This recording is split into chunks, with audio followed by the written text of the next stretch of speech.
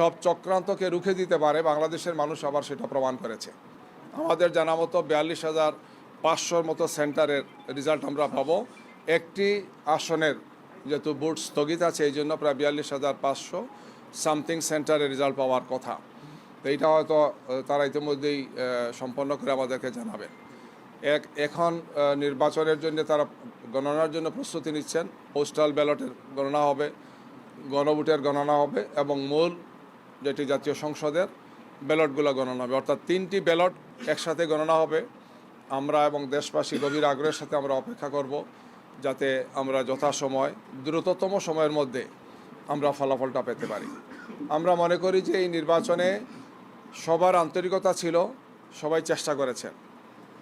এই চেষ্টার ফসল হিসাবে বাংলাদেশের ইতিহাসের একটি অনন্য সাধারণ নির্বাচন হয়েছে, যে নির্বাচনে মানুষের অংশগ্রহণ হয়েছে এবং খুব বড় আকারের কোনো ক্ষয়ক্ষতি হয়নি। তারপরেও অনেকগুলো আসনে কিছু সমস্যা আছে, সেন্টারে সমস্যা আছে, ভোট কেন্দ্রের সমস্যা আছে। আমরা আজকে সকালে বলেছি, আমাদের অন্যান্য নেতৃবৃন্দ এই সমস্ত বিষয়গুলো আপনাদের সামনে তুলে ধরেছেন গিয়ে। বিশেষ করে আমরা দেখেছি যে শরীয়তপুর 2 আসন, কুমিল্লা 8 নম্বর আসন, পটুয়াখালী 1 নম্বর আসন সহ এই সমস্ত আসনগুলো সহ আরও কিছু আসনের অনেকগুলো সেন্টারে আমাদের যারা এজেন্ট ছিলেন, আমাদের প্রার্থীদের এজেন্টদেরকে ঢুকতে দেওয়া হয় নাই। বিভিন্ন ধরনের হুমকি দেওয়া আছে, কোনো কোনো জায়গায় ফিজিক্যালি টর্চার করা হয়েছে, তাদেরকে আঘাত করা হয়েছে। পাঞ্জাবের জগতে একটি বিশ্বস্ত নাম শাবাব এথনিক ওয়্যার। আমাদের যারা নির্বাচনী সাথে যারা সম্পৃক্ত ছিলেন তাদেরকে হুমকি ধমকি দেওয়া হয়েছে। এই ধরনের বেশ কিছু ঘটনা বিভিন্ন জায়গাতেই ঘটেছে। তো এই ক্ষেত্রে আমরা তাৎক্ষণিকভাবেই প্রশাসনকে জানিয়েছি, নির্বাচন কমিশনের সংশ্লিষ্টদেরকে জানিয়েছি, তারা চেষ্টা করেছেন। এরপরেও কিছু কিছু জায়গাতে এই ধরনের কিছু অনিয়ম হয়েছে, কিছু বাধা প্রতিবন্ধকতা তৈরি হয়েছে। সব কিছু মিলে আমরা মনে করি যে আমরা যেটা আগেই প্রত্যাশা করেছিলাম যে একটি সচেতন জনগোষ্ঠী সব ধরনের সন্ত্রাসকে রুখে দিতে পারে, সব চক্রান্তকে রুখে দিতে পারে, বাংলাদেশের মানুষ আবার সেটা প্রমাণ করেছে। গতকালকে থেকে আরম্ভ হয়ে কোনো কোনো সময় যথেষ্ট উদ্বেগ ছিল, উৎকণ্ঠা ছিল, বিভিন্ন ধরনের মিডিয়া ট্রায়াল আমরা দেখেছি।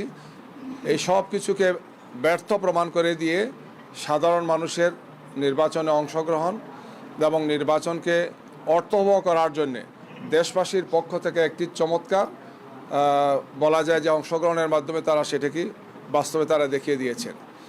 এখন নির্বাচনের গণনা এবং ফলাফল যাতে সুন্দর শান্তিপূর্ণভাবে হয় আমরা সেটা পর্যবেক্ষণ করছি।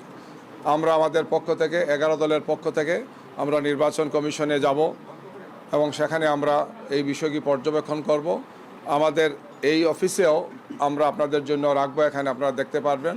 আমরাও আমাদের সাংগঠনিক প্রক্রিয়া মেনে এবং 11 দলের পক্ষ থেকে আমরা সময় সময় 299টি আসনে যেখানে নির্বাচন হয়েছে আমরা আপনাদেরকে জানাবো, একই সাথে প্যারালাল যে কোন আসনের রেজাল্টটা কতটুকু হচ্ছে গিয়ে।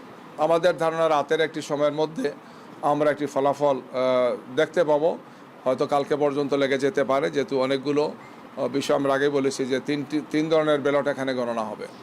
সব মিলে আমরা দেশবাসীকে মোবারকবাদ জানাই এবং সংশ্লিষ্ট যারা আছেন, বিশেষ করে নির্বাচন কমিশন, সরকারের সাথে যারা আছেন, কিছু ত্রুটি বিচ্যুতি সহ, কিছু দুর্বলতা সহ, কিছু অনিয়ম সহ সামগ্রিকভাবে এই নির্বাচন দেশবাসী উপভোগ করেছেন। এই নির্বাচনে দেশবাসী অংশগ্রহণের মাধ্যমে প্রমাণ করেছেন যে বাংলাদেশে একটি সুষ্ঠু সুন্দর নির্বাচন করা সম্ভব।